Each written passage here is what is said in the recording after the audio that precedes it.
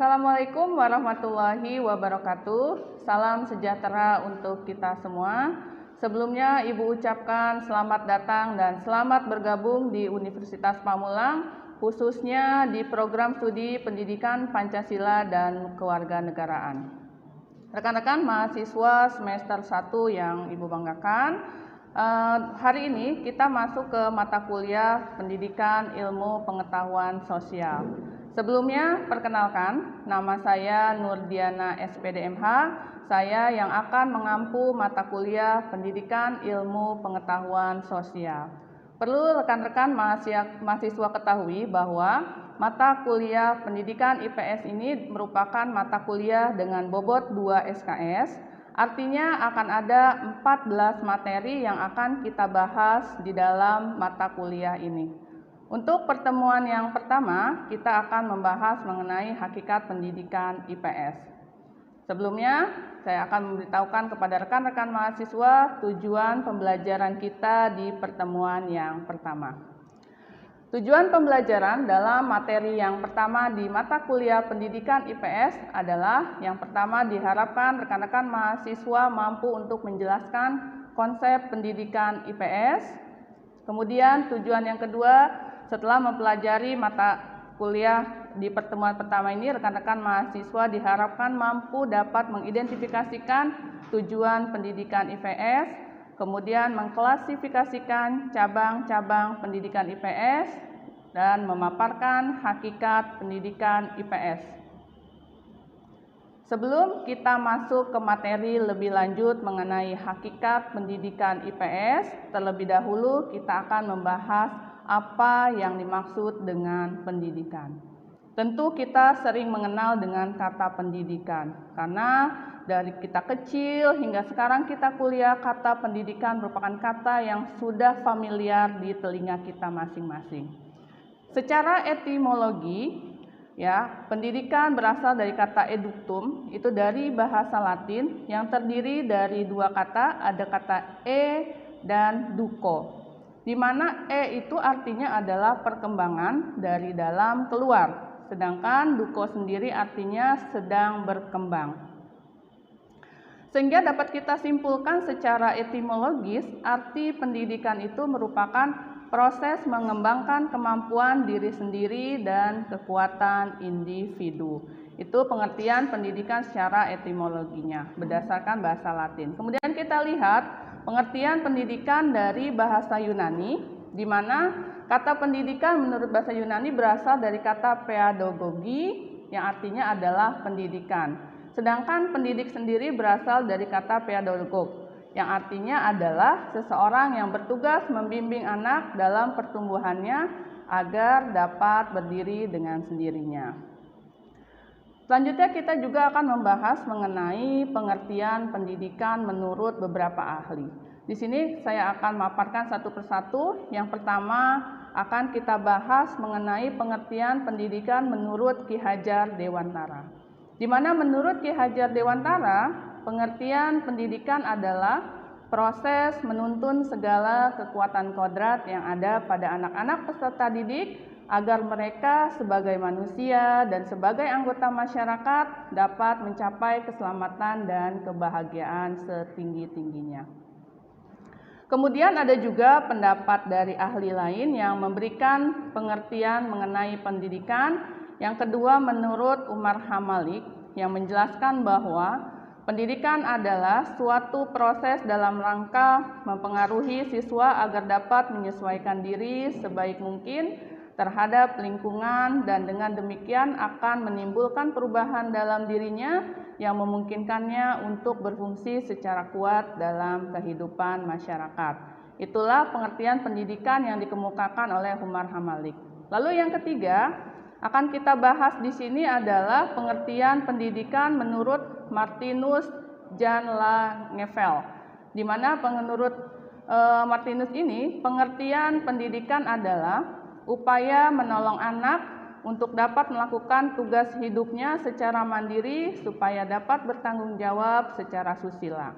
Pendidikan merupakan usaha manusia dewasa dalam membimbing manusia yang belum dewasa menuju kedewasaan. Lalu ada juga pengertian pendidikan yang keempat, yang mana pengertian pendidikan dikemukakan oleh Carter Vegut. Pengertian pendidikan menurut Carter Vegut adalah proses perkembangan kecakapan individu dalam sikap dan perilaku bermasyarakat. Dari beberapa pengertian ahli yang sudah saya sampaikan tadi, mulai dari pengertian pendidikan menurut Ki Hajar Dewantara, maka dapat kita simpulkan di sini bahwa pendidikan merupakan suatu proses terencana dan dilakukan secara sadar untuk menjadikan manusia dari yang tidak mengetahui menjadi mengetahui, dari tidak bisa menjadi bisa, manusia yang tidak beradab menjadi beradab.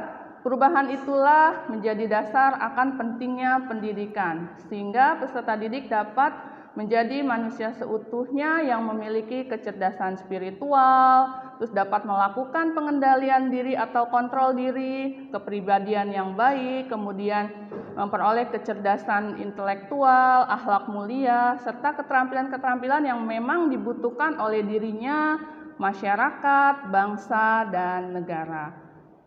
Kemudian ketika kita sudah membahas mengenai pendidikan, kita masuk ke materi kita mengenai pendidikan IPS. Dari kita mulai sekolah dasar, kemudian SMP, SMA hingga perguruan tinggi, kita bertemu dengan namanya pendidikan IPS. Sebenarnya apa yang dimaksud dengan pendidikan IPS?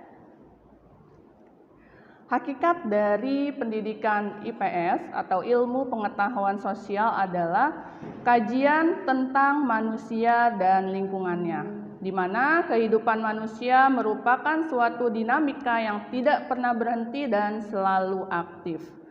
Dinamika yang menggabungkan manusia dengan sesamanya dan dengan lingkungannya sebagai ungkapan jiwa bahwa manusia sebagai makhluk yang berakal budi dan juga sebagai makhluk sosial.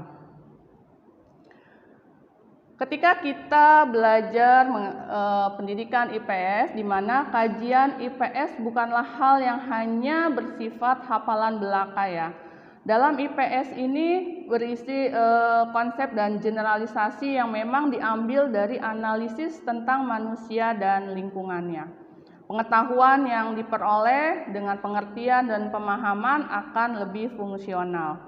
Perolehan pengetahuan dan pemahaman yang memang telah dimiliki oleh siswa itu diharapkan dapat mendorong tindakan yang berdasarkan nalar, kemudian nantinya mereka dapat menerapkannya di dalam kehidupan nyata mereka. Setelah kita membahas mengenai hakikat pendidikan serta hakikat pendidikan IPS, selanjutnya kita akan membahas bagaimana karakteristik dari pendidikan IPS.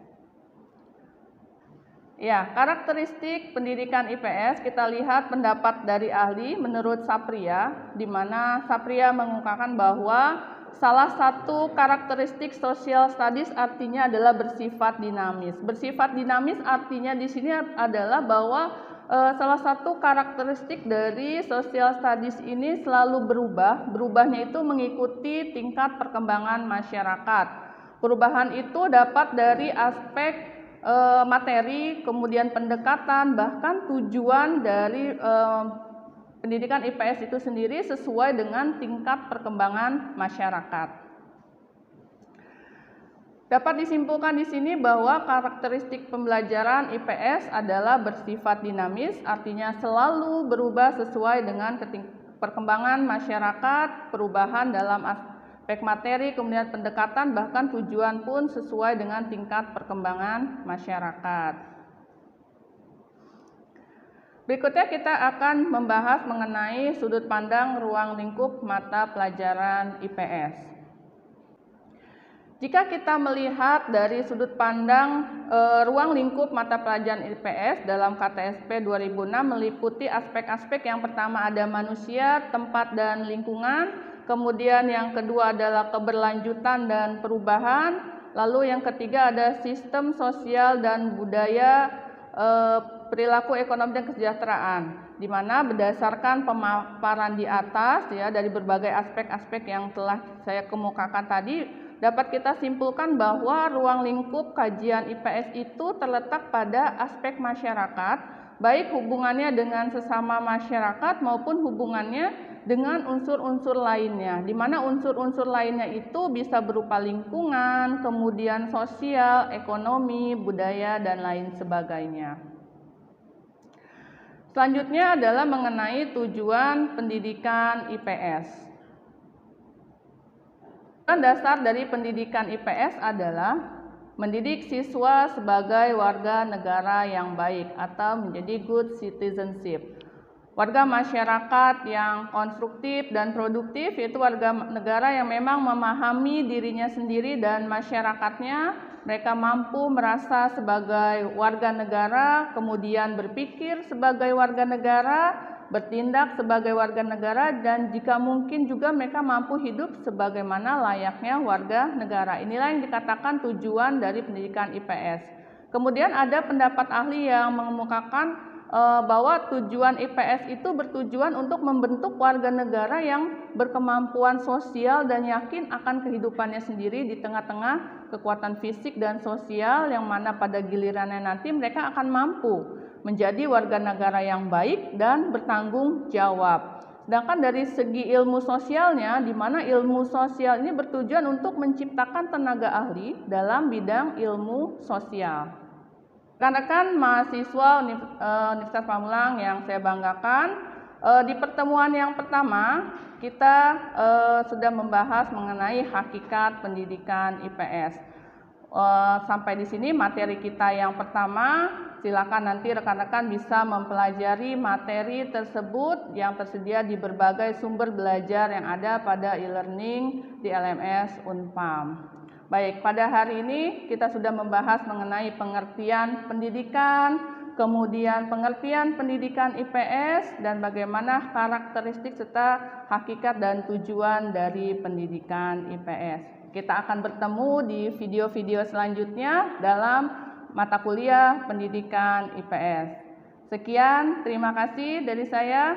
Selamat mengikuti pembelajaran, aktiflah dalam tiap-tiap forum diskusi. Silahkan rekan-rekan mahasiswa pelajari kembali materi yang pertama dari modul digital, video pembelajaran, kemudian artikel yang terkait, dan tidak lupa mengerjakan tugas terstruktur yang ada di dalam forum e-learning.